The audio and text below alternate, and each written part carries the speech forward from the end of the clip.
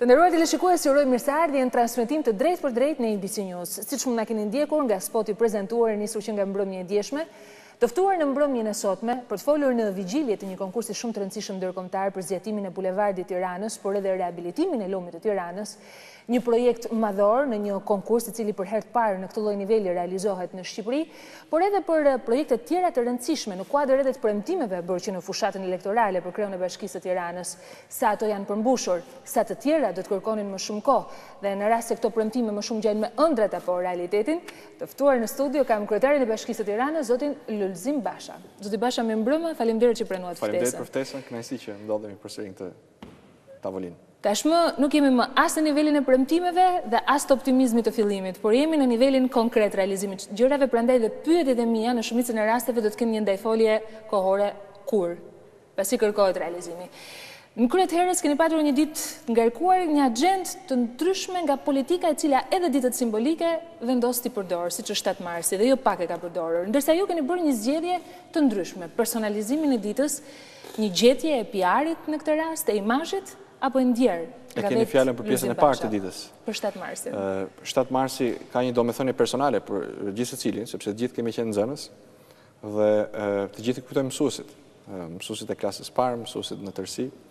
Edhe unë prej kohësh kam dashur të bëj edhe pa praninë e medjave ato që arrita të bëj sot, të vizitoj mësuesin e klasës parë, të vizitoj mësuesen kujdestare të klasës 5, 6, 7 dhe 8, si dhe isha i ftuar në një aktivitet të organizuar nga Drejtoria Rajonale Arsimore në shkollën e Kuqe, ku u festua ashtu siç din ta festojnë nxënësit, me dashurinë e vërtet për mësuesit e tyre, për edukatorët e tyre, për prindërit e tyre të dytë. Këtë ditë kaq domethënë se për gjithë shqiptarët, që është një ditë ku ne përkujtojmë mundin dhe sakrificën e mësuesve, nuk mund të jetë në asnjë mënyrë e mjaftueshme për treguar mirënjohjen që kemi ndaj tyre, por është edhe një ditë ku e kuptojmë se fati i shoqërisë, kjo shoqëri që jetojmë sot, me të mirat dhe me dobësitë e veta, dhe ajo që projektojmë në të ardhmen, për një pjesë të madhe ndodhet në duart e edukatorëve të mësuesve tanë, çka do të thotë që kujdesi për ta, mbështetja për ta, është në fakt mbështetje për të ardhmen tonë. Si ndjeni tashmë që politikisht ndjeni korrekt në sensin që keni një post të rëndësishëm administrativ, po kur shikoni në distancë edhe ditë tilla simbolike përdoren nga politika për deklarata nga më ndryshmet. Jeni më komod tashmë? Unë nuk jap vetes të drejtën të komentoj për atë çfarë zgjedh secili të nxjerrë në pa. E rëndësishme është që qytetarët të kuptojnë cila palë ka angazhime, si i mban këto angazhime, sa i përmbush, dhe për këtë nuk mjafton një ditë. Duhet shikosh një vit më parë, 2 vjet më parë, 5 vjet më parë, cila ishte situata, cila është ajo sot, dhe natyrisht mbi këtë të krijosh besueshmërinë nëse sfidat e përballuara deri tani janë përballuar me sukses dhe nëse procesi është në rrugë të mbarë. Personalisht kam qenë dëshmitar, edhe si pjesë e kabinetit qeveritar, të një përpjekje të jashtëzakonshme për të shndruar historinë e arsimit në Shqipëri, e cila ishte një histori shumë e zymt, njollosur në të gjitha faqet e saj nga prapamendja e krahasuar kjo edhe me vendet rajonale, kufitare, duke filluar madje edhe me Kosovën, e cila kishte dalë nga një konflikt i përgjithshëm. Dhe mendoj se theksi i vendosur këtu, paratë e taksapaguesve të investuara në sistemin arsimor, qoftë kjo për rrogat arsimtarëve apo për investimet fizike, shkollat e reja dhe për kabinetet, janë një nga zgjedhjet më të mira të bëra ndonjëherë dhe janë një investim drejt për drejt në të ardhmen e fëmijëve tanë. Pastaj tira si shtat dhe ju, fjalët i merr era, sot lëshohen për sloganin, nesër harrohen dhe unë s'kam ndërmend të merrem me ta. Dhe ne flasim për ato plane të rëndësishme, të cilat nëse mbetin në nivelin e sloganeve do të ishin një kosto jashtëzakonshme për çdo administrator, jo më atë të metropolit të Shqipërisë siç është Tirana. Nesër është një ditë e rëndësishme për kryeqytetin. Nesër është një ditë e jashtëzakonshme për kryeqytetin. E jashtëzakonshme, në kuadër edhe të premtimit që ju kishit bërë, por edhe të materializimit të saj. Bëhet fjalë për konkursin ndërkombëtar të zgjatimit të bulevardit të Tiranës dhe riabilitimin e lumit të Tiranës. Çfarë koncepti kohor dhe hapësinor nga pikpamja vizionare ka në thelb ky proces? Më fal që të ndërprej Vasonila, po unë nuk parapëlqej të jem euforik për çështjet, madje kur është e mundur jam një hap më i kujdesshëm, më i tërhequr, por nesër besoj se është një ditë e jashtëzakonshme për kryeqytetin, për qytetin tonë dhe më tej. Ne kemi nesër në qytet një mbledhje të kapaciteteve më të shquara arkitekturore të botës sot. Njerëz të cilët qytete të shumta në Europë i lakmojnë, i kërkojnë, i ofrojnë, i bëjnë oferta të ndryshme, por jo të gjithë kanë fatin t'i kenë ose si konsulent ose si bashkëpunëtor. Nesër në Tiranë, për të gjykuar mbi këtë konkurs ndërkombëtar, është mbledhur një nga juritë më elitare që mund të mbledh ndonjë qytet. Dhe do më lejosh të ndalem pak në disa prej personaliteteve të kësaj jurie, cilët janë antarët e kësaj jurie. Po filloj me zotin Daniel Libeskind, që është për ndjekësit e arkitekturës urbane, është një personalitet midis njeriu dhe mitit. Konsiderohet prej shumë kujt si babai i arkitekturës postmoderniste. Është njeriu që thrasin në ndihmë kryebashkiakët e New Yorkut, të Dubait, të Shangajit, pra të qendrave më të mëdha dhe më të përparuara të botës. Është njeriu i cili ideoi projektin fitues për memorialin e 11 shtatorit në Shtetet e Bashkuara të Amerikës, projekt i cili u shpalos nga presidenti Obama shtatorin e kaluar. Publiku pati mundësinë të shikojë vetëm memorialin historik, pra tek vendit i dy kullave binjake, po në fakt ky është një projekt gjigant. Këto janë disa prej punimeve. Ky është një projekt gjigant i cili në fund të realizimit konsiderohet se do të jetë një prej gurve kilometrik të njerëzimit në arkitekturë. Është një person i cili ka lënë gjurmët e tij në një sër veprash, nëse më lejon fare shkurt të citoj vetëm disa prej tyre: Muzeun e Artit në Denver të Shteteve të Bashkuara të Amerikës, Teatrin e Madh Klasik në Dublin, Muzeun e Luftrave Botërore në Salford Keys në Britani, Muzeun Mbretëror në Ontario, Muzeun Danezo-Judaist në Kopenhagen, po kështu. Mund t'ja lejmë të luks vetës? Muzeun e Arteve Moderne, Arkivin Bauhaus, Institutin e Arteve në Chicago, Qendrën Pompidou në Paris, Urën në Covington, që konsiderohet po kështu një nga veprat më të arritura të arkitekturës botërore të shekullit të kaluar. Është përzgjedhur, siç e thash më përpara, nga korporata për zhvillimin e Manhattanit, autoriteti i portual i New Yorkut, për të menaxhuar rindërtimin e qendrës botërore tregtare, që u shkatrua nga sulmet terroriste me 11 shtator të vitit 2001.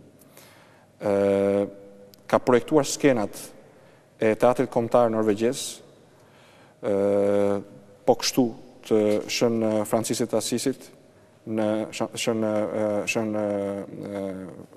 Francisit të Asisit, një nga veprat më të rëndësishme arkitekturore dhe arkeologjike të fqinjit tanë në Itali. Dhe po t'i futemi listës, është vetëm lista e veprave që zoti Libeskind ka kaluar në për duar, apo për cilat është autori. E kemi të qartë që kemi të bëjmë me një arkitekt, gjurmët e cilit sot ndodhen në botë, kudo në botë, dhe do të mbeten për dekada dhe për shekuj me radhë pika referimi për qytetërimin. Ju pyeta dhe njerëz zoti Basha, mund t'ja lejonin vetes në këtë? Para se të vim te kjo pjesë, sigurisht që skepticizmi im që do ta kishim këtë personalitet të rangut botëror pjesëmarrës ishte i pranishëm, po sigurisht që po. Se pyetja që shtrohet është pse vjen në Tiranë. Pikërisht. Ky është një njeri të cili në 365 ditët e vitit mund t'i ofrojnë 700 oferta të ndryshme, pra 2 në ditë, pra fizikisht pamundur për t'u realizuar, qendra shumë të mëdha dhe më të fuqishme financiare se Tirana. Siç e thash, nga Dubai, Abu Dhabi, New Yorku, Denveri, Kalifornia, Sydney, kudo, atëherë çfarë bën zotin Libeskind të vi në Tiranë? Para se t'ja përgjigje, kësaj pyetje do më lejosh të shpjegoj fare shkurtimisht edhe si vite disa prej antarëve të tjerë. Sa antarë janë gjithsej zoti Basha? Janë 9 antarë. Ju jeni kryetari i juris? Unë jam kryetari i juris. Zoti Giles Robin Dolphin, ish krye urbanisti i Londrës, pra krye arkitekti urban i Londrës, krye qytetit të Britanisë Madhe. Ka përfunduar të detyrë me 13 janar të vitit 2012, duke dalë në pension, pra ka një periudhë jashtëzakonisht të gjatë shërbimi publik, ka shërbyer si krye urbanisti i kryebashkiakut të Londrës, me një staf prej 50 zyrtarësh të lartë, një staf mbi 400 urbanistësh të tjerë, sepse Londra është një metropol me një popullsi shumë të madhe, një shtrirë shumë të madhe, është një shtet në vete. Ka qenë këshilltar i kryebashkiakut aktual Boris Johnson dhe para saj i kryebashkiakut më parshëm Ken Livingstone, edhe këta dy emra shumë të njohur për sfidat dhe për ambicet që kanë pasur dhe për impaktin që kanë pasur dhe vazhdojnë të kenë në ndryshimin e këtij metropoli historik siç është Londra. Me 16 janar ka marrë çmimin e planifikimit urban në Londër për kontributin e dhënë në planifikimin e shkëlqyer në qytetin e Londrës, të dorëzuar nga Kryebashkiaku i Londrës. Dhe para se të vinte në këtë detyrë, është afirmuar si krye urbanist në autoritetet e larta të dizajnit urban, pra të kualifikimit urban, të pothuajse çdo vepre madhore publike dhe çdo dizenjo arkitekturore urbane, domethënë se në Britaninë e Madhe për 30 vitet e fundit. Është pra një autoritet me një peshë të jashtëzakonshme, me një përvojë të jashtëzakonshme dhe ky ndodhet sonte në Tiranë me të dy zotërinj dhe me anëtarët e tjerë të jurisë sapo përfunduam takimin e parë. Me fal Google-it çdo gjë mund të vërtetohet në kuadër transparencës për atë çka këta njerëz përfaqësojnë. Absolutisht. Po nga Londra kemi doktor Philip Road. Doktor Philip Road, i cili ndryshe nga dy zotërinj që sapo përmenda, i përket fushës doktrinës arkitekturore dhe urbane, është drejtori ekzekutiv për qytetet në London School of Economics, që është një institucion i njohur për impaktin që ka pasur në botën e pas luftës dytë botërore, në ekonomi, në financa, në politik, në marrëdhënie ndërkombëtare, në drejtësi. Është një institucion që shkëlqen dhe që vitet e fundit, për fat të mirë, shkëlqen edhe me pjesëmarrjen e studentëve shqiptar.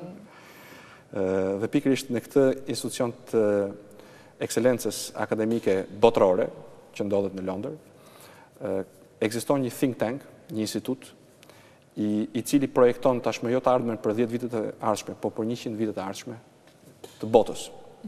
Dhe në krye të këtij instituti, të kësaj përpjekje, të këtij ndryshimi themelor doktrinar, në mënyrën se si do t'i përqaset bota 7 miliard banorëve sot, 8 miliard pas disa vitesh, sfidave, ambicjeve, planeve, duke qenë të gjithë në një planet, i cili vetëm pak dekada më përpara kishte më pak se gjysmën e banorëve, si do t'i përshtatet në veçanti jeta urbane kësaj sfide. Është diçka e cila është sa e madhe, aq edhe e përditshme dhe personale, sepse të njëjtën gjë ka provuar çdo civilizim, të njëjtën gjë ka provuar edhe Tirana jonë, e cila në 20 vjet është trefishuar. Është trefishuar. Është autor i disa prej veprave me influencën më të madhe në mendimin arkitekturor dhe urbanistik, studimet në epokën urbane, transformimin e ekonomive urbane, me theks natyrisht jo vetëm tek arkitektura në kuptimin metafizik të fjalës, por dhe tek gjithçka që përbën jetën në një qytet, në një qendër urbane, transformimi i ekonomive urbane, monitorimi metropolitan global, qytetet dhe barazia sociale, ndërtimi i integruar i qytetit, densësia dhe lagjet urbane në Londër dhe kuadri i strehimit publik në Londër. Pra mbetet në nivelin e doktrinarit. Është një doktrinar i shkëlqyer, është një njeri i cili në qoftë se në juri, pra, do të ketë një rol të veçantë në kuptimin e integrimit të vlerave të ndryshme të çdo projekti. Anës urbane, anës sociale, anës trafikut, anës ekonomike. Ky është një emër, një personalitet të cilit i referohet doktrina dhe ky tashmë do të jetë në detyrën e aplikimit të kësaj doktrine në kuadër të konkursit për Tiranën. Pra është, do thoja, një nga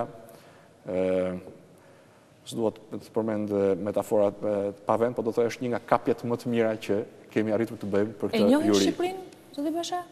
Kam patur mundësi ta njoh nëpërmjet materialeve referuese që janë dërguar nga Bashkia e Tiranës. Sigurisht edhe nëpërmjet aksesit në informacion i cili sot është më lehtë. Jo vetëm Shqipërinë vetë, po mentalitetin. Absolutisht, domethënë përgatitja e jurisë është një përgatitje thelbësore e shtresëzuar. Nuk bëhet fjalë vetëm për të parë qytetin, sepse qytetin mund ta shohësh në Google Earth. Qyteti ka shpirt. Po për të njohur historinë, çfarë ka ndodhur, kush jemi ne, çfarë përfaqësojmë, si jemi zhvilluar, cilat janë projeksionet tona, pra janë njerëz të cilët për nga statura intelektuale, profesionale, mund të presesh nga ata që janë sot për sot personat më të informuar të kësaj lëmie sa i përket qytetit Tiranës dhe nuk do të ishin këtu, nuk do të lejonin vetes tyre të ishin këtu nëse do të kishin këtë informacion. Edhe një emër tjetër, profesor Dr. Sarah Whiting, dekane e shkollës arkitekturës në Rice University në Shtetet e Bashkuara të Amerikës.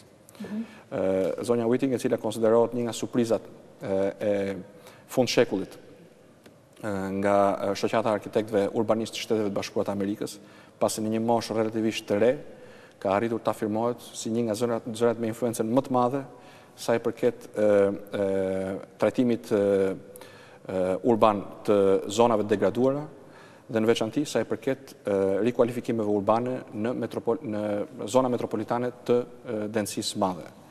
Është padyshim një nga emrat më të njohur për arkitektët në botë, për faktin e thjeshtë se çdo vepër e saj për te impaktit të drejt për drejt për qytetarët, impaktit social, ka hapur një shkollë të re mendimi në arkitekturën moderne.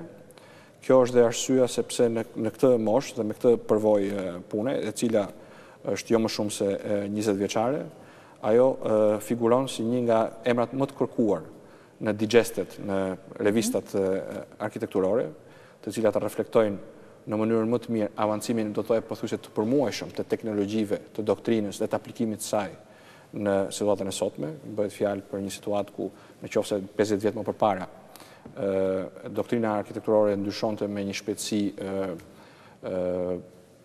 mesatare prej një herë në 5 apo një herë në 10 vjet përballeshëm me doktrinën të re arkitekturore, këtu pothuajse çdo muaj ajo sfidohet në cepat e ndryshëm të globit dhe përballet me sfida, me pikpyetje, me përgjigje, të cilat po kështu në vetvete hapin dilema të reja dhe ky është një nga emrat më referues, më referencial, pra të cilit i drejtohen sot arkitektët e botës për të marrë përgjigje për pikpyetjet e tyre, sepse një nga të mirat e arkitekturës natyrisht është që ndërton në mënyrë të qëndrueshme, jo për dekada, po për shekuj, por natyrisht çdo hap i gabuar po kështu ka impaktin e vet për shekuj dhe ne jemi nderuar që kemi në juri dekanën e shkollës arkitekturës në Universitetin Rice të Shtetit Bashkuar të Amerikës, një emër referencial për arkitektët e botës.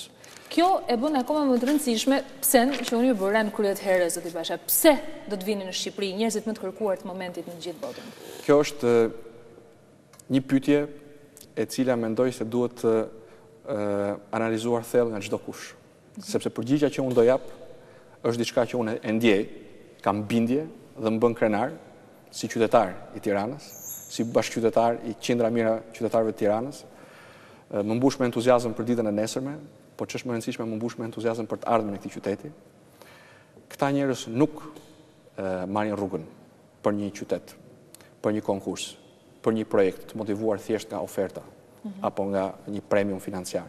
Siç e thash, secili prej tyre në vetvete ballafaqohet, ka si rezultat i seleksionimit të vet ndoshta qindra apo mijëra ftesa të refuzuara në vit. Dhe ajo që më mbush me një krenari legjitime është fakti që i kemi sjellë në qytetin ton këto personalitete dhe kjo dëshmon për një dhe vetëm një gjë. Besimi që këto personalitete profesionale, intelektuale, botërore kanë tek potenciali i jashtëzakonshëm i Tiranës. I Tiranës si qytet, i Tiranës si qytetari dhe asaj që përfaqëson si energji njerëzore për shoqërinë shqiptare dhe për shoqërinë njerëzore anë mban globit.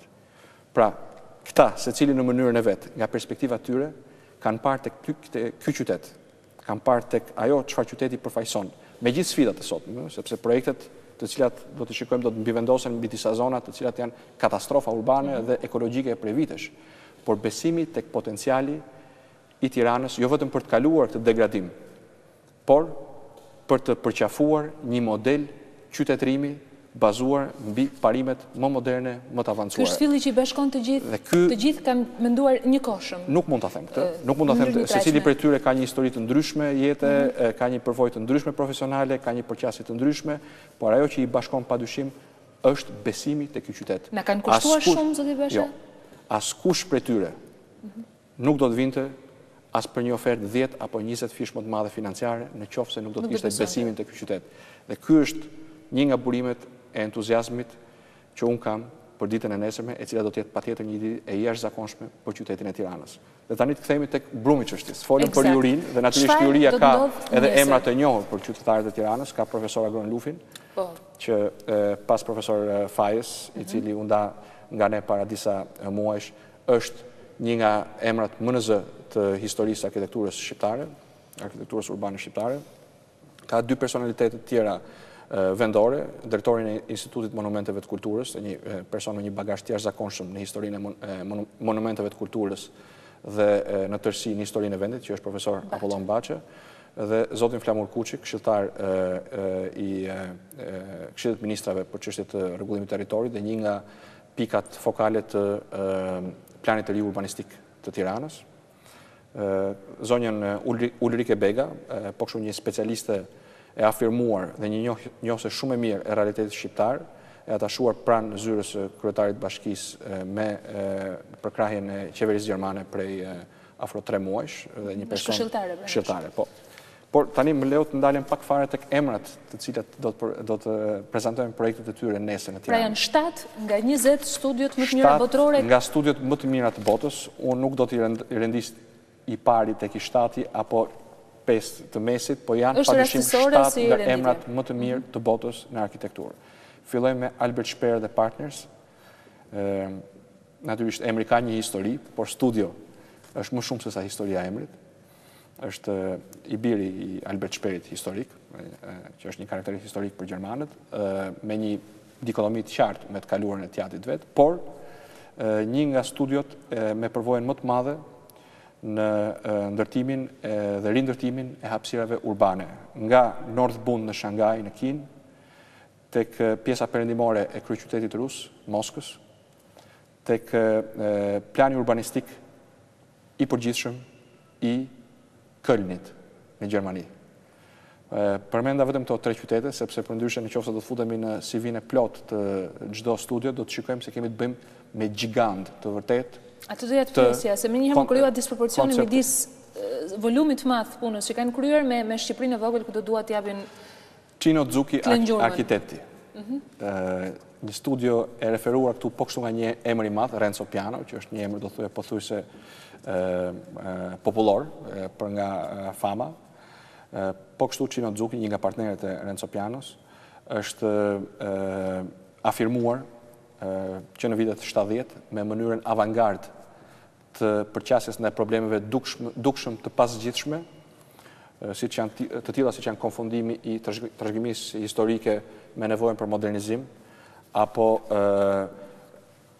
shndrimi i zonave industriale në zona urbane, konkretisht njihet për masterplanin e një zone, Cornaredos në Lugano, në Zvicër, ish zonës industriale Junghans, një nga zonat më të famshme industriale të Europës, një tjetër zone në Venecia, në rikualifikimin e zonës në Alfa Romeo Nuovo Portello në Milano, si dhe Keski Pasila, po kështu një nga veprat më impresionuese të këtij fillim shekulli në Helsinki, të Finlandës. Një tjetër grup gjigant, i cili për nga shpërndarja e zyrave është e pamundur t'i vësh komësin, ka 43 zyra në 30 vende, nga Shtetet Bashkuara të Amerikës, në Oqeani, në Australi, është DAR Group, e cila njihet për të 2 dimensionet kryesore që ne kërkonim për këtë konkurs. Aftësim për master plan, për një koncept të përgjithshëm strategjik, si dhe studime të detajuara, të plota, komplekse të infrastrukturës, ku përfshihen të tilla si infrastruktura ujore, nën-ujore, ripyllëzim, infrastrukturë e transportit me shpejtësi të lartë, transportit kombinuar, zona urbane të formuara prekosh apo zona urbane me probleme të ndërtimeve informale, dhe me punime nga Dubai, në Shtetet Bashkuara të Amerikës, në Australi, në Oqeani dhe në disa prej qyteteve të reja në kuptimin të reja të zhvilluara rishtasi të pasura të zonës së Gjirit Persik. GMP, Gerkan Mark dhe Partners, një studio gjermane me 10 qendra në Gjermani dhe mbar botën, është vizionarja e Stuttgart 21, që është plani i zhvillimit të Stuttgartit për shekullin e 21, një qytet i Gjermanisë jugore, i njohur do thoja për shumë shqiptar. Përveç kësaj dhe masterplanit urban të ri të Bukureshtit, kryeqytetit Rumanisë, si dhe shumë projekteve me qytete 800.000 banor deri në 3 milion banor në Kinë, njihet edhe për projekte të guximshme të rikompozimit urban, siç është ai i portit të Hamburgut, të cilin ju e keni reflektuar para disa kohësh, është kthyer një pjesë e mirë e këtij porti tani në një nga destinacionet më të kërkuara urbane për banorët e Hamburgut dhe të zonës së banimit rreth e qartë këtij qyteti, por edhe për vepra të tilla monumentale si aeroporti i Berlinit, rindërtimi i stadiumit olimpik po në Berlin dhe i stacionit kryesor të trenit. Kush e ka parë pas rindërtimit madhor të Berlinit e di që bëhet fjalë po kështu për një vepër e cila ka ndikuar dhe do të vazhdojë të ndikojë shumë në imazhin urban të këtyre veprave të infrastrukturës në të ardhmen. Muzeun Kombëtar në Pekin e tjerë. Grimshaw. Tjetër studio. Britanisë së madhe është themeluar në vitin 1980 nga Sir Nicholas Grimshaw, një nga pionerët e arkitekturës që përdor teknologjinë e lartë dhe materialet jo tradicionale. Është shndruar në partneritet në vitin 2007 dhe operon në New York, Londër, Melbourne dhe Sydney me një portofol për 250 arkitektësh dhe është nderuar me 150 çmime ndërkombëtare për planifikim. Vetë numri i çmimeve që ka marrë bën pamundur për mua që të filloj të rendis se cila nga këto vepra meriton vëmendjen më të madhe, por plus sekretari jurist dhe tini kujdesshëm në kohën që u dedikoni secilës, asnjërs më shumë, asnjërs më pak. Studio West 8 apo West 8 është një nga zyrat e themeluara me degën e arkitektëve modern holandez, të cilët i kanë dhënë një kontribut jashtëzakonshëm arkitekturës europiane dhe botërore. Ka fituar çmimin ndërkombëtar të planit urbanistikës dhe të arkitekturës urbane. Është një zyrë e cila apo një studio e cila e ka nisur me atë që quhet peizazhi urban, urban landscape, dhe është shtrirë në të gjitha lëmit që eksploron një studio e arkitekturës urbane sot në botë, me zyra në Belgjik, New York, Toronto dhe Rotterdam, me vepra të cilat përfshin projekte rikualifikimi urban me në afërsi të lumenjve apo porteve, apo ndërtime nga fillimi të qyteteve të tëra turistike dhe rezidenciale. Dhe fundit? KCAP, apo janë dhe dy? E fundit, e shtata, KCAP, po kështu një studio urbaniste arkitekturore, holandeze, me selin në Rotterdam, Zürich dhe Shanghai, e cila është përfshirë në ndërtimin e shumë veprave në këto 3 vende dhe në vendet tjera, por po kështu ka një përvojë me ndërtimin apo me formësimin e masterplaneve strategjike, që do të thotë pra ajo që ne shpresojmë të përfundojmë brenda verës këtij viti, planin rregullator të Tiranës. Pra i ka të dy elementet, edhe vizionin strategjik, edhe aftësinë për të detajuar propozimet që ofron, njëri për cilët do të na prezantohet nesër, sikundër dhe 6 propozimet e tjera për E njëta pyetje vlen dhe në këtë rast. Kredibiliteti nuk e vë askush në dyshim, e përmenda pak më parë me Google mund të gjenden gjithë biografitë edhe se si e punës së realizuar nga këtë studio, çfarë interesi kanë për Shqipërinë realisht? Prandaj e fillova me Jurin për t'ju thënë se nëse ky konkurs ngjall një interes të tillë te personalitetet e kalibrit që përmenda, për të qenë pjesë e vlerësimit, kjo ka ndodhur edhe për shkak të studiove që pranuan të jenë pjesë e këtij konkursi. Pra juria, si thua, studiot kanë kushtëzuar më pas edhe përbërjen e jurisë. Do të thoja që juria apo antarët e jurisë që përmenda kanë parë përfshirjen e këtij kalibri arkitekturor dhe urbanistik si pjesë të përkushtimit tyre për këtë konkurs. I keni dhënë një shpjegim arsyesh pse këto studio kaq interes për Shqipërinë, kur kanë projekte kaq të rëndësishme dhe në vende që kanë dhe për masa shumë të mëdha, burime financiare shumë të mëdha, vizitohen nga shumë turistë? Absolutisht. Kanë burime të mëdha, kanë kërkesa të mëdha, kanë kërkesa për planifikimin e qytetësh nga zero, në zona ku sot mund të ekzistojë një fshat apo ndoshta as edhe një fshat. Siç është rasti në disa raste në Gjermani bashkë. Në Kinë, në Gjirim, në vendet e Gjirit, Persik, domethënë të gjithë vendet e pasura me naftë të gaz të botës arabe, por dhe vendet tjera ku ekonomia ka vazhduar të gjenerojë të ardhurat mjaftueshme për t'i lejuar këtyre shoqërive të ndërtojnë qytete edhe nga fillimi dhe t'i ofrojnë këtyre studiove shuma të cilat për ne janë të pamendumshme. Me çfarë i grishëm ne atëherë? Atëherë me çfarë joshim? Me çfarë josh Tirana? Mund t'i bëj edhe unë të njëjtën pyetje ju. Dhe mendoj se çdo kush që të marrë një përgjigje sa më të sinqert duhet t'ia bëj pyetjen vetes. Ka diçka unike. Ka diçka unike në këtë qytet që është në zemër të Evropës.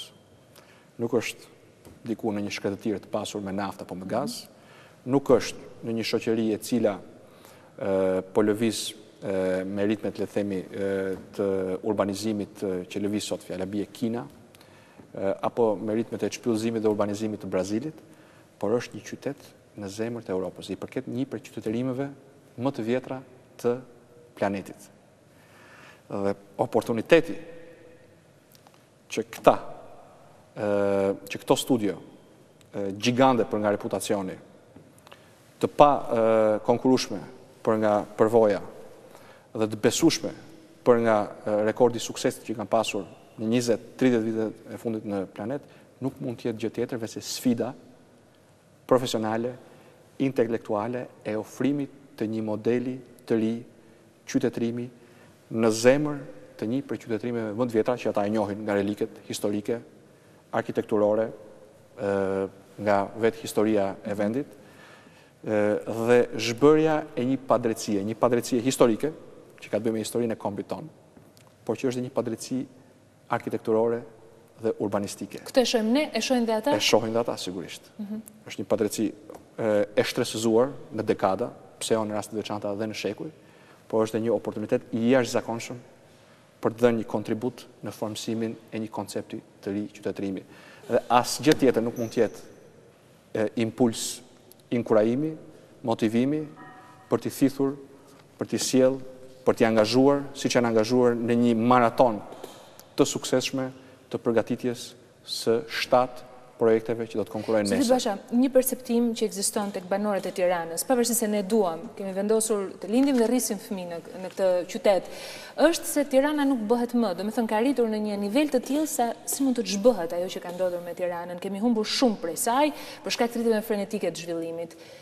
Çfarë do të ofrojë ky masterplan? Pra Tirana do të bëhet dhe ndryshe për të joshur studio të tilla? Çfarë synon masterplani? Sepse ekziston kjo shpresë, sepse ekziston kjo mundësi.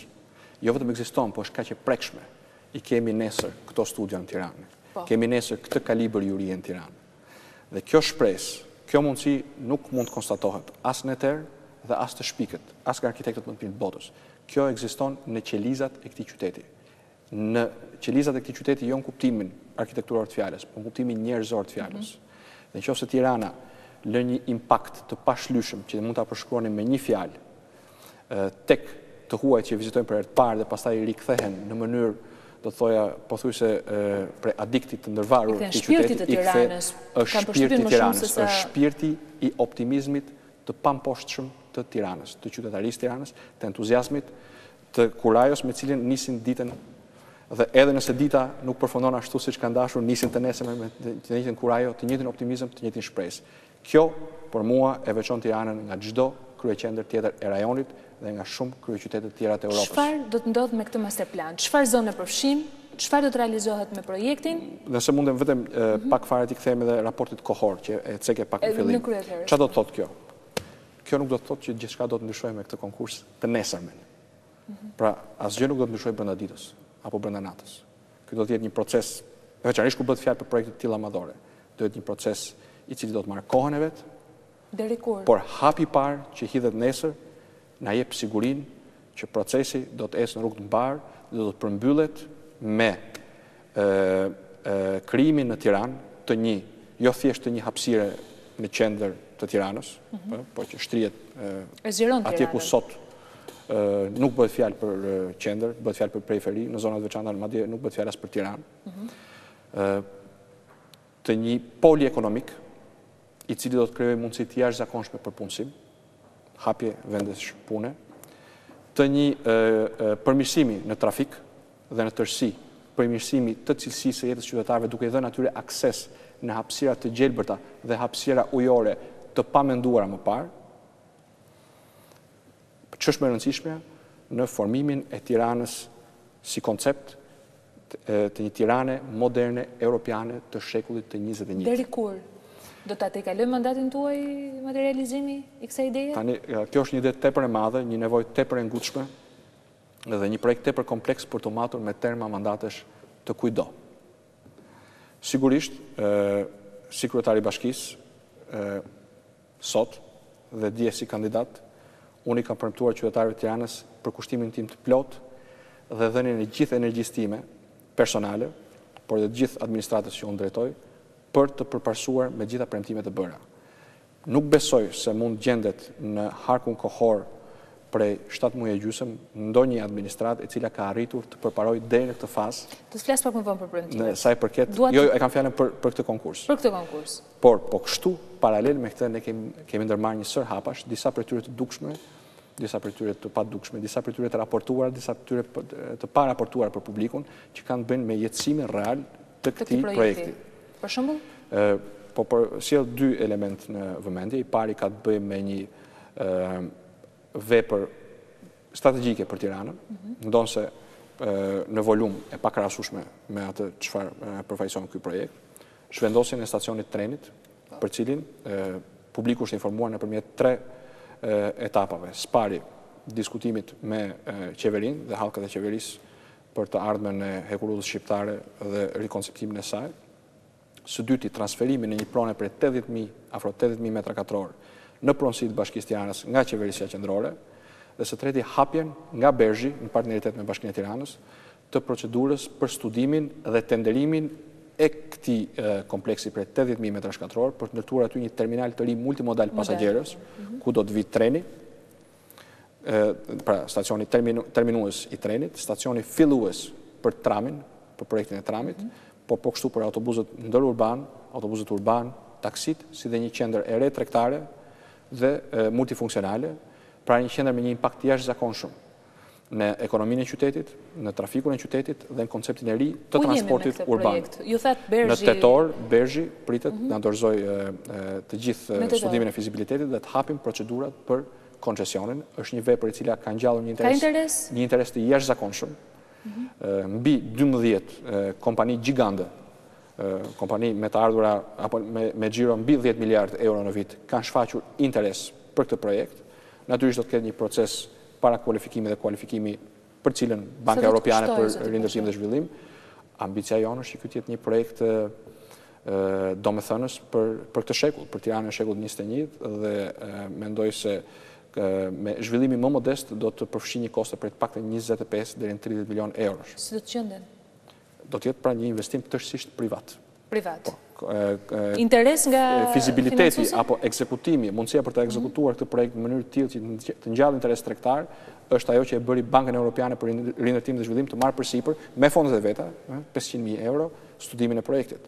Tani ajo që presim nuk është thjesht interes, por një garë midis të interesuarve, ku Bashkia e Tiranës do të përfaqësojë dhe mbrojë interesin publik dhe do të përzgjedhin partnerin më të mirë apo grupin më të mirë të partnerëve, pse jo, edhe në bashkëpunim me partnerët vendor, me biznesin shqiptar, për të formsuar pra këtë pol, një prej poleve të rëndësishme të zhvillimit të Tiranës, që do të jetë terminali i ri multimodal i Tiranës. Zoti Basha, unë do të qëndroj tek projekti, po teksa ju flisim për projekte kaq madhore, nëse mundem ta plotësoj edhe me diçka tjetër. Tjetra ka të bëjë me përpjekjet që janë bërë nga Bashkia e Tiranës, nga unë personalisht. Po në emër të këtij projekti gjigan. Në nisje të këtij viti buxhetor, për të siguruar fondet për implementimin e disa prej veprave publike të këtij konkursi.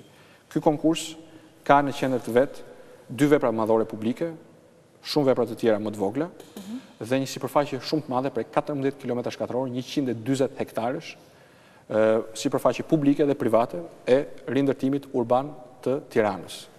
Por 2 veprat kryesore publike janë bulevardi i ri, apo që i referohemi si zgjatimi i bulevardit, por që në fakt është një bulevard i ri më i gjatë se bulevardi ekzistues nga Nën Tereza, 1.8 kilometra nga stacioni i trenit deri tek lumi i Tiranës dhe të paktën edhe 800 metra të tjera nga ura apo nga kryqëzimi me lumin e Tiranës deri në kodrat e Paskuqanit, ku planifikohet ndërtimi një parku të ri të ngjashëm me parkun e liçenit artificial.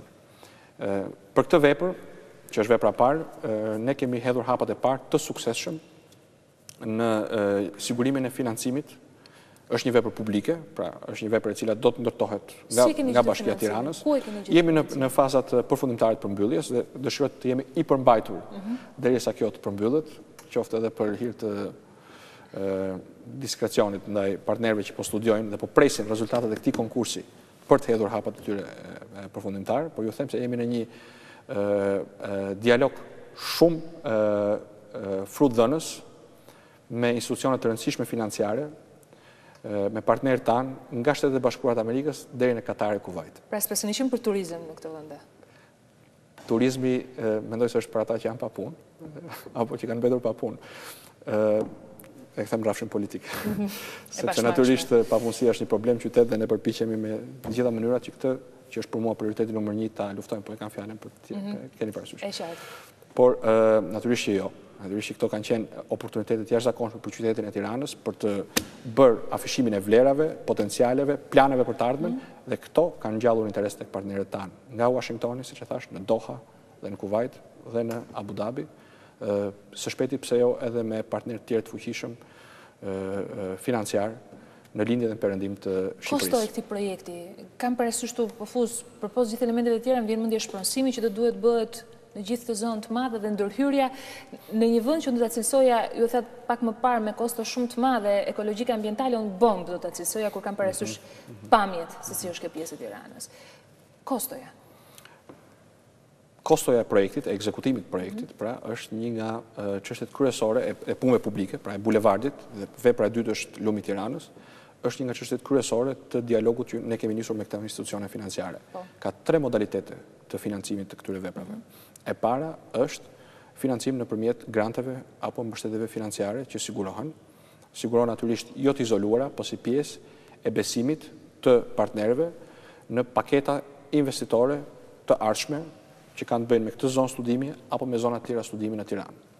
E dyta ka të bëjë me kredi të buta, të cilat qyteti i Tiranës mund dhe do t'i marrë duke prezantuar para kreditorëve fizibilitetin e vetë financiar si një bashki e cila është e kujdesshme në mbledhjen e të ardhurave, akoma më kujdesshme në shpenzimin e tyre dhe i orienton të ardhurat nga qyteti dhe nga qytetarët dhe jo nga administrata dhe nga kostot administrative.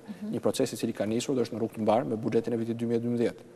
Dhe së treti, partneriteti publik-privat.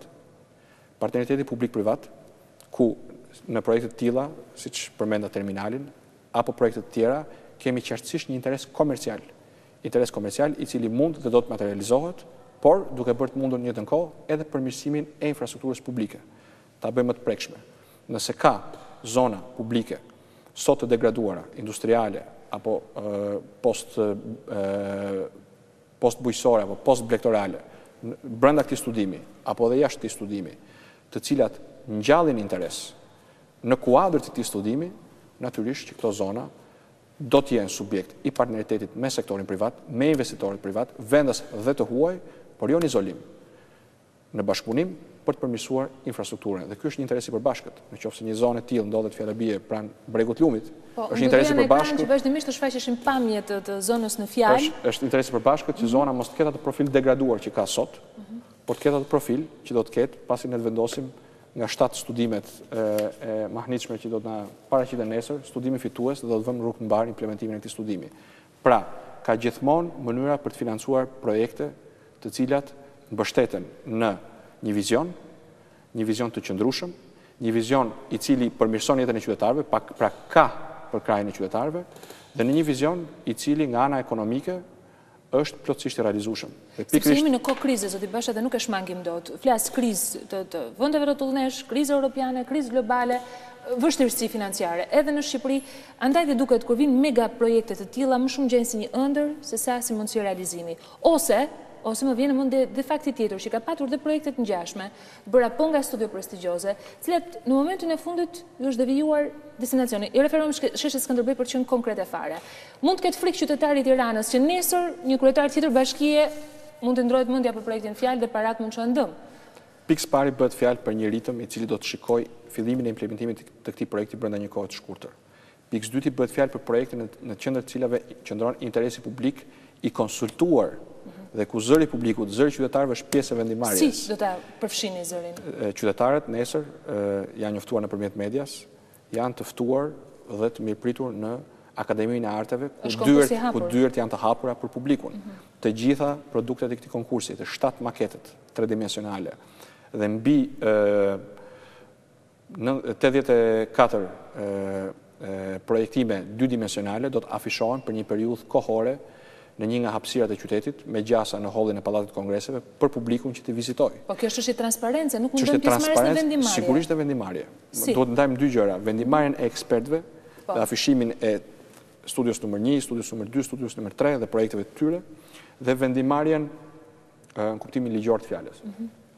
Jo vetëm sepse kërkon ligj i ri urban, por sepse është një nga zotimet e mia kryesore. Asnjë projekt, as edhe projekti më i thjesht, i ndërtesë 6 apo 8 katëshe, diku në një lagje të Tiranës, e aq më pak një projekt që synon të shndrojë tërësisht profilin e këtij qyteti për 100 vite të ardhshme, nuk do të kaloj pa pasur një konsultim të plot dhe raskapitës në kuptimin e zaurues me qytetarët e Tiranës, shtërues me qytetarët e Tiranës.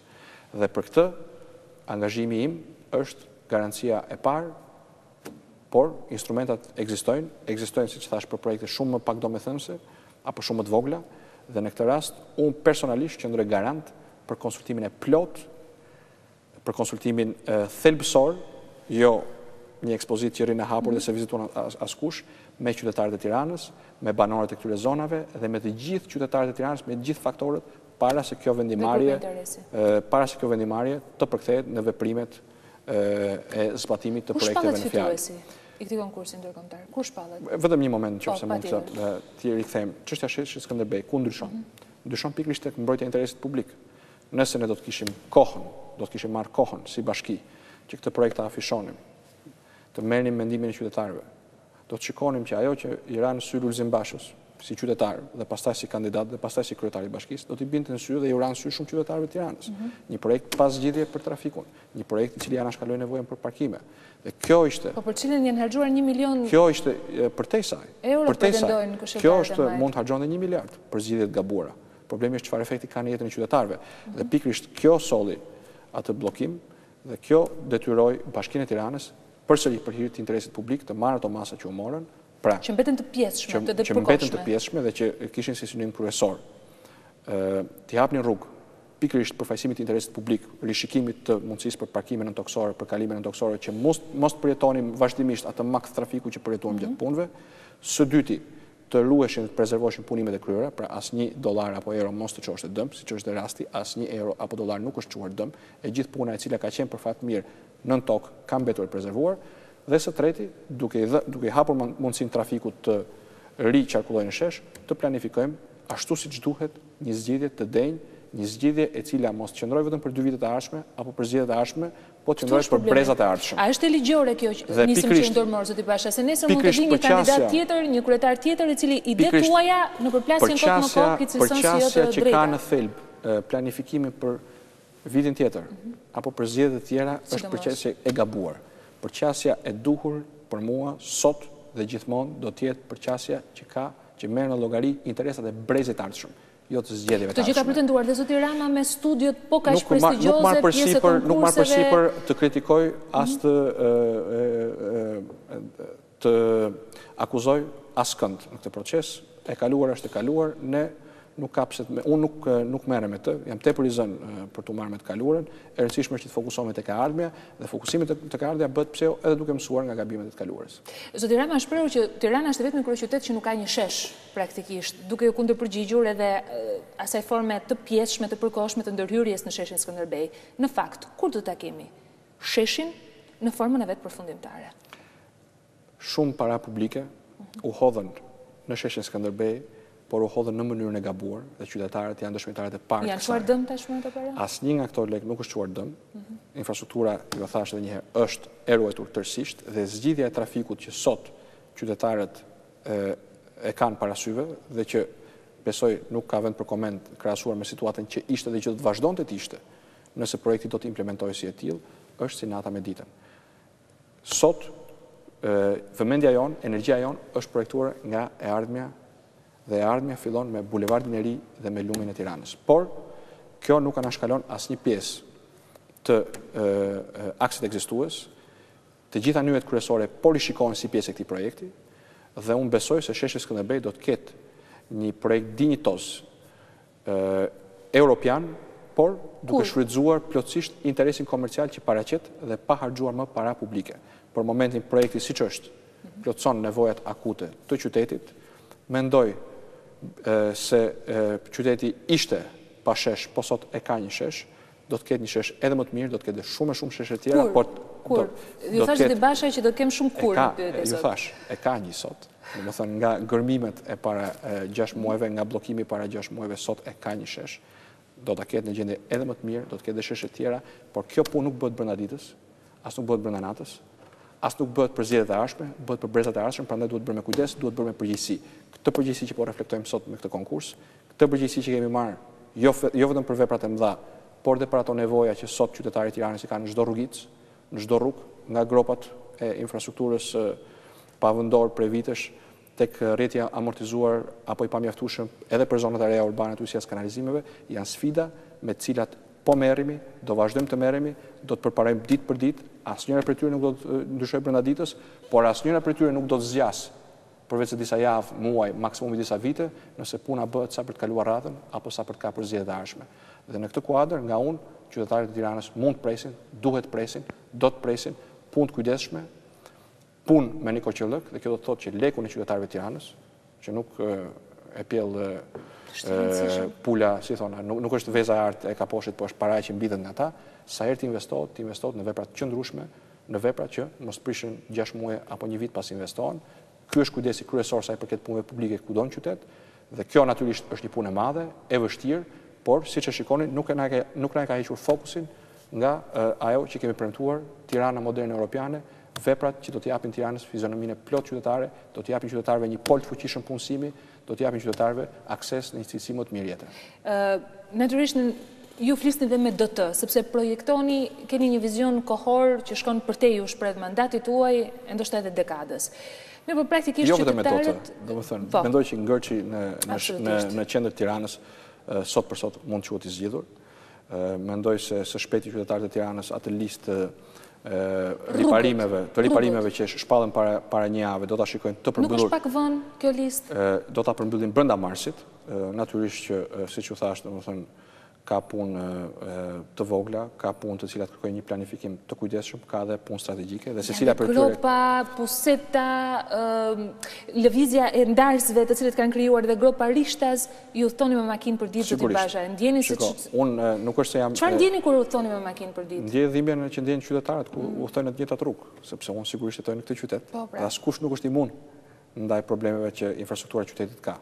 Po kush beson se kjo mund zgjidhet brenda natës, është naiv. Kush beson se dikush mund të ofrojë një zgjidhje brenda natës, duhet ta kuptojë se ai dikush në fakt të zgjidhje e ka ofruar për një kohë shumë të shkurtër. Zoti Basha, ju e vendosët e bët qëllim në vetvete, por u bë brenda një kohë të shkurtër duke mobilizuar të gjitha resurset e nevojshme dhe duke i kushtuar shumën më të vogël taksapaguesit, duke i kushtuar vëmendje mos prishjes së investimeve të mëparshme. Ishte një proces shumë kompleks. Po kështu janë edhe proceset e tjera, të riparimit, të mirëmbajtjes, janë proceset të cilat duhet kryhen me radhë, duhet kryhen me kujdes, kanë nisur. Anë mban qytetit kanë nisur. Brenda muajit ju thatë që brenda muajit mars mbarojnë të 93 jo të rehabilitimit të takseve, edhe një herë. Entuziastët dhe dashamirësit shpesh herë vendosin fjalë në gojën time, të cilat unë nuk do t'i thoja kurrë. Nuk do të thoja kurrë që problemet në rrugët e Tiranës mbarojnë brenda marsit. Nuk ka mundësi. Çfarë mbaron brenda marsit? Brenda marsit 93 rrugët, të cilat janë evidentuar me probleme të theksuara të mirëmbajtjes, ato që përmendëm, që nga mungesat e kapakëve deri tek gropat, apo segmentet të tëra ku asfalti është zhbër, edhe pse mundi të hedhur para disa vitesh, një viti apo 2 vitesh, të gjitha këto do të përfundojnë brenda muajit mars si rezultati të veprimtarisë së drejtorisë numër 2. Janë rrugë me volum të lartë trafiku. Nuk janë të gjitha rrugët e Tiranës. Tirana nuk ka 93 rrugë pashtruara. Ka 930 apo 9300 rrugë pashtruara. Në Tiranë, për fat keq, puna që na pret është jashtëzakonisht e madhe. Është më e madhe për frymë të popullsisë, dhe këtë e them jo pa keqardhje, se sa zona të tëra jashtë Tiranës ku kam shërbyer si deputet dhe ku kam pasur rastin të shikoj me sytë e mi, për parimin që është bërë në vite me radhë. Pra nuk është një punë që do të mbaroj brenda ditës, por puna ka filluar dhe ashtu siç ka filluar me atë eficiencë që vuam në shfrytëzim qendrën e qytetit, me të njëjtën eficiencë ne do të veprojmë në çdo nivel, edhe në nivelin kapilar pra të rrugëve dhe rrugicave të Tiranës. Sigurisht është punë komplekse, është punë e kushtueshme dhe është punë në të cilën lekët nuk duhet të hidhen çdo 6 muaj apo çdo sezon dimri apo çdo sezon shirash. Prandaj puna do të bëhet me cilësi, do të bëhet me përgjegjësi, do të bëhet duke përfshirë qytetarin, që do të thotë në sektor 93 rrugë janë përzgjedhur, nuk ka asnjë përzgjedhje arbitrare. Nuk janë përzgjedhur sepse jeton kryetari i bashkisë në këtë rrugë, apo janë përzgjedhur sipas volumit të trafikut që përfaqësojnë dhe gjendjes degraduar. Të tjera rrugë janë në proces përzgjedhje dhe në të gjithë të proces përzgjedhje qytetarët janë përfshirë. Deri sot janë përfshirë nëpërmjet referimit të ankesave që vinë në forma dhe mënyra nga më të ndryshme tek unë, nga takimet e përjashme tek mesazhet e celularit, që për muajt e ardhshëm qytetarët jo vetëm për gjendjen e rrugëve në kryeqytet, por për çdo problem të qytetit do të kenë një faqe të veçantë në dispozicion nga bashkia, një praktikë që njihet nga disa prej qyteteve më të avancuara të botës si Fix My City, rregulloj qytetin tim, dhe ku me akses në një kompjuter, fare thjesht me fjalë, kur kanë mundësi edhe me një fotografi të bërë nga aparati i celularit, mund të përshkruajnë një problem dhe përveç kësaj mund të ndjekin po në internet se çfarë u bë me problemin që u përshkrua. Kush po e trajton këtë problem, sa ditë ka që po e trajton, dhe sa ditë ka që po e trajton dhe çfarë zgjidhje do të jepet. Kur do implementohet ky sistem? Platforma do të shpallet për publikun brenda muajit prill. Prill. Po. Ndërkohë, janë projekte të vogla dhe të mëdha. Ne s'po flasim për investime të mëdha më pas duke referuar unazës apo çështjeve të tjera, tramit që i përmendëm. Pyetja më e drejtë që shtron qytetarët është: ka para bashkia për t'i bërë? Dhe duke u referuar dhe faktit që ju vendosët dhe një ndër premtimet e para që përmbushet ishte heqja e rreth 60 taksave, a keni një shifër sa është ulur bara tatimore për qytetarët e Tiranës pikërisht nga ky aksion më i parë që u ndërmarret? Sigurisht që ulja e barës tatimore është e matshme, dhe unë të jem shumë i lumtur t'ju jap shifrat e plota për transparencë, sipas kategorive të ndryshme, që nga biznesi i vogël, hoteleria, kanë pësuar një lehtësim si rezultat i heqjes së këtyre tarifave dhe uljes së këtyre taksave. Dhe padyshim, ky është një kontribut në klimën e biznesit në Tiranë. Klima e biznesit në Tiranë nuk është qëllim në vetvete, por klima e biznesit në Tiranë është lidhur drejt për drejt me shanset për punësim, dhe shanset për punësim janë një qëllim vetvete i imi personal, si kryetari i bashkisë dhe i bashkisë Tiranës. Dhe ajo që mund t'ju them më lehtësisht është që ne si rezultati këtyre masave shohim një fluks të rinovuar të biznesit, të vogël, të mesëm, për konsolidim, për zgjerim dhe të bizneseve të tjera, të cilat apo të bizneseve të reja, të cilat kanë aplikuar dhe vazhdojnë të aplikojnë për licencim tashmë edhe në sportelin me një ndalesë që Bashkia e Tiranës ka vënë për leje. Opozitat pretendojnë që ka ekzistuar ky projekt dhe më përpara dhe zoti Basha ka inauguruar thjesht një ide që ka qenë për zgjerimin e biznesit. Nëse do ta bëja këtë, ndoshta nuk do të meritoja as besimin e qytetarëve dhe as votën e tyre. Mendoj që do të ishte diçka trashanike nga çdo kush për ta bërë. Sigurisht që ka pasur një sportel për regjistrimin e biznesit, si rezultat, si derivat i qendrës kombëtare të regjistrimit që qeveria ka vënë eficiencë prej vitit 2007, por nuk ka pasur një sportel për leje dhe licencat. Ky sportel sapo është vënë në funksionim dhe më mirë se sa çdo kusht tjetër këtë e din qytetarët. Do të ishte fat keq nëse qytetarët dinë diçka që nuk e dinë këshilltarët, po unë besoj që edhe këshilltarët, duke përfshirë edhe këshilltarët socialistë, cilët i përgëzoj për kurajin qytetarë që kanë treguar në disa raste në Këshillin Bashkiak, duke bashkëpunuar me kryetarin e bashkisë, duke bashkëpunuar të gjithë bashku si një trup për interesat e qytetit, e kanë fare të lehtë ta verifikojnë këtë. Plan rregullues do të jetë gati në maj siç keni premtuar? Po bëhen të gjitha përpjekjet që ne ti përmbajmë këtij premtimi, ndonse puna nisi me afro 3 muaj vonesë për shkak të një procesi të zgjatur zgjedhor, por besoj që ne brenda majit do të kemi gati draftin e planit rregullues dhe do të ecim me hapet e tjera që janë konsultime me qytetarët dhe studimet pjesore. Zoti Basha, dhe një pyetje të fundit. Dhe kjo, nëse mund t'i kthehem fare shkurtimisht, është padyshim një përpjekje gjigande për të aktualizuar elementin strategjik planin rregullues të Tiranës. 14 km2, them dhe njëherë, 140 hektar në harmoni plot me parimet e planit urbanistik do të jenë të revizuara, të detajuara nga një prej 7 arkitektëve më të njohur dhe më të fuqishëm të botës, të përzgjedhur nga një juri që do na kishte zili edhe New Yorku, apo Parisi, apo Berlini, apo Londra. Dhe që nuk do të na kushtoj aq sa kosto oportune saj më pas të na bën të pishman për zgjedhjen që bëm. Ky ushtrim do të financohet tërësisht nga burime financiare të dedikuara Bashkisë Tiranës nga partnerët tanë, pra nuk do të merret nga paratë e taksopaguesve të Tiranës. Zoti Basha, janë shumë të premtimet që ju keni bërë gjatë fushatës elektorale, në këtë studio kemi qenë bashkë, kemi qenë në teatrin e televizionit kombëtar Klan, ku morët pyetje nga qytetarët. Mund të bëni një vlerësim se në sa përqind të tyre tashmë keni nisur nga puna, pa bërë pyetjen se kur përfundojnë. Puna ka nisur në të gjitha frontet, në rrafshin e punësimit, përmirësimit të klimës së biznesit, të zhvillimit ekonomik të Tiranës. Kemi nisur me të gjitha iniciativat e përmendura, që nga reduktimi taksave, heqja e taksave dhe tarifave, heqja dhe thjeshtimi procedurave administrative, konsolidimi i iniciativave që nxisin biznesin, po ecim drejt fondit garancive për biznesin e vogël, po ecim drejt parku teknologjik me partner shumë të rëndësishëm siç është Fondi Shqiptaro-Amerikan i Fondacioni Shqiptaro-Amerikan i Zhvillimit dhe partnerë të tjerë me Berghin dhe me bankat tjera të njohura ndërkombëtare, po ecim drejt financimit të veprave të mëdha që po kështu do të thonë shanse për punësim. Ky projekt është dëshmia më e mirë se sa shpejt po ecim në përpjetimin tjetër për të përmirësuar cilësinë e jetës në qytet, për të shtuar hapësirat e gjelbërta, jo vetëm në projekte të tilla madhore, por në çdo qoshe, në çdo lagje do të ndërhyet. Aty ku ka mundësi për gjelbrim, do të gjelbrojmë. Aty ku ka mundësi për një kënd lojrash për fëmijë, janë planifikuar lojra për fëmijë. Aty ku ka vend për rifreskim të ambienteve, siç është rasti edhe me parkun e vjetër të qytetit, parkun e liçenit artificial, po veprohet për të rifreskuar këtë, duke mbjellur pemë, duke krijuar ambiente të tjera shëllose, ambiente argëtuese për fëmijët, pra po lëvizet në të gjitha drejtimet për të përmirësuar cilësinë e jetesës, dhe të gjitha këto janë të mundura fal një përqasje të re, që ka të bëjë me një qeverisje më të mirë, një qeverisje ku në qendër është qytetari dhe jo konflikti politik, një qeverisje ku qytetari është pjesë e vendimarrjes, pjesë duke e bërë të mundur që të sjell shqetësimet e tij, zërin e tij dhe duke u konsultuar për vendimet kryesore, por në tërësi për gjitha vendimet që prekin cilësinë e jetës tyre dhe duke ofruar kështu transparencën maksimale në vendimarrjen e shtëpisë së gjithë qytetarëve të Tiranës, që është Bashkia e Tiranës. Çka do thotë që premtimet që keni dhënë gjatë fushatës elektorale ishin më shumë drejt rrugës së realizimit se sa si një ëndër. Shpeshherë edhe ne kur ecim nëpër rrugët e Tiranës dhe shohim se sa gjëra duhen bërë, sa gjëra duhet ndryshuar, sa para duhet për këtë gjë, kohë, vizion, dëshirë, vullnet mbi të gjitha, juve trembeni ndonjëherë teksa i shihni? Sfidat janë të mëdha, siç u thash, edhe askush nuk do të ketë iluzionin më të vogël që gjërat do të ndryshojnë brenda natës. Por gjithçka fillon me një ëndër.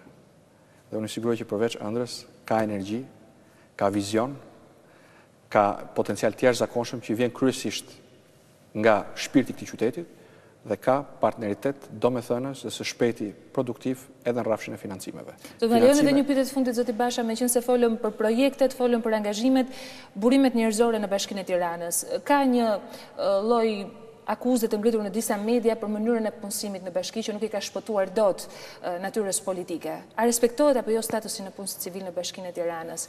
Lajini ndjeni të mënyrës së rekrutimit punonjësve në të? Për mua ka një parim dhe vetëm një parim. Dhe ky është cilësia e shërbimit që punonjësit e bashkisë i ofrojnë qytetarëve të Tiranës. Nuk ka qenë zgjedhja ime që gjithë drejtuesit e bashkisë ishin të larguar me dëshirën e tyre nga bashkia, po ishte një realitet, ishte një sfidë. Ekipi sotëm i bashkisë ndërthur disa prej kapaciteteve më të mira që qyteti ynë ka, njerëz me përvojë, të rinj, të mirë shkolluar, po të gjithë i bashkon vullneti, dëshira për të punuar për këtë qytet. Natyrisht e kam thënë edhe një herë, ka të tillë që mund të mendojnë që fakti që kanë punuar në atë bashki është i mjaftueshëm për t'i mbajtur në atë bashki, siç ka të tjerë që mendojnë që askush që ka punuar më parë në administratë nuk e meriton të jetë më aty, asnjë nga këto palët nuk e ka derën e hapur tek logjika Lulzim Bashës. Në bashki do të punojnë të gjithë ata që prodhojnë, që performojnë në raport me qytetarin dhe natyrisht nuk do të punësohet dhe as nuk do të vazhdoj të punojë dikush i cili performancën ndaj qytetarit, shërbimin ndaj qytetarit nuk e ka në nivelin që kërkon bashkia, që kërkojnë qytetarët e Tiranës, të cilët kërkojnë një Tiranë moderne, kërkojnë një Tiranë europiane. Dhe ne jemi të vendosur të punojmë për këtë, të punojmë për rritjen e cilësisë jetës tyre, të punojmë për shanse më të mira për punësim, janë sfida tepër të mëdha për të toleruar çfarëdo sjellje më pak se sa përkushtim total ndaj qytetit dhe qytetarëve të Tiranës. Pra nesër zhvillohet konkursi ndërkombëtar dhe fituesi shpallet? Nesër konkursi do të nisë në orën 9 të mëngjesit. Është planifikuar afërsisht 50 minuta për çdo studio, 20 deri 25 minuta prezantim, 20 deri 25 minuta pyetje. është një proces nga ana logjistike goxha i komplikuar, po besoj që edhe nga ana e prezantimit, jo vetëm qytetarët e Tiranës, por dhe këta ekspert të nivelit botror, edhe juria e jashtëzakonshme që do të gjykojë këtë konkurs, do të ballafaqohet me një prezantim dinjitos, siç i ka hije Tiranës që të gjithë duam dhe dëshirojmë. Dhe në fund të ditës, juria do të ketë mbledhjen e parë të diskutimit. Do të vazhdojmë një mbledhje ditën e premte paradite dhe ne shpresojmë që brenda të premtes juria të bëjë klasifikimin e studieve sipas vendeve, nga vendi i parë deri në vendin e 7. Por të lënë më pas radhën edhe qytetarëve të ndjehen pjesë. Qytetarët do të jenë pjesë, duke filluar që nesër në orën 9, dyert e Akademisë së Arteve janë të hapura për ta, sikundër janë të hapura për gjithë personalitetet, faktorët, grupet e interesit. Procesi do të transmetohet nga mediat e vendit, besoj dhe shpresoj dhe nga ABC. Në emër transparencës? Sigurisht, dhe do të ofroj mundësit për të shpalosur para qytetarëve të Tiranës, pse jo para opinionit publik ndërkombëtar. Këtë model të ri qytetërimi, që qytetërimi i vjetër shqiptar, ka vënë si një sfidë për ta zgjidhur nëpërmjet projektit të rehabilitimit të lumit të Tiranës, që i ka dhënë emrin qytetit tonë, dhe ndërtimit të bulevardit të ri, një investimi i cili do të jetë përcaktues për breza e breza që vinë dhe jo thjesht për zgjedhjet e ardhshme. Dhe unë uroj që sa më shpejt bëhet realitet për të mos mbetur e bukur Tirana vetëm në letër. Faleminderit zoti Basha që ishit prezent në vigjilje të këtij konkursi për të na dhënë detajet. Ju uroj punë të mbarë. Faleminderit ju. Nderuar teleshikues, me kryetarin e Bashkisë së Tiranës, zotin Lulzim Basha, diskutuan për disa prej projekteve më të rëndësishme që kanë nisur të jetësohen, të tjera që do të jenë pjesë e vizionit të tij, tashmë i bërë publik edhe gjatë premtimeve të fushatës elektorale, tashmë që kanë kaluar më shumë se 6 muaj në krye të bashkisë së kryeqytetit. Premtimi më i rëndësishëm është nisja nga nesër nga puna për këtë konkurs, i cili do të jetë dhe pjesë më pas projekti i planit rregullues të kryeqytetit për ta patur në muajin maj në një proces gjithëpërfshirës. Unë falenderoj të gjithëve që qëndruat me ne në këtë transmetim. Vjen të qëndroni me ABC News për lajmet e orës fundit, ndërkohë që intervistën do të keni mundësi ta ndiqni të ritransmetuar. Faleminderit gjithëve.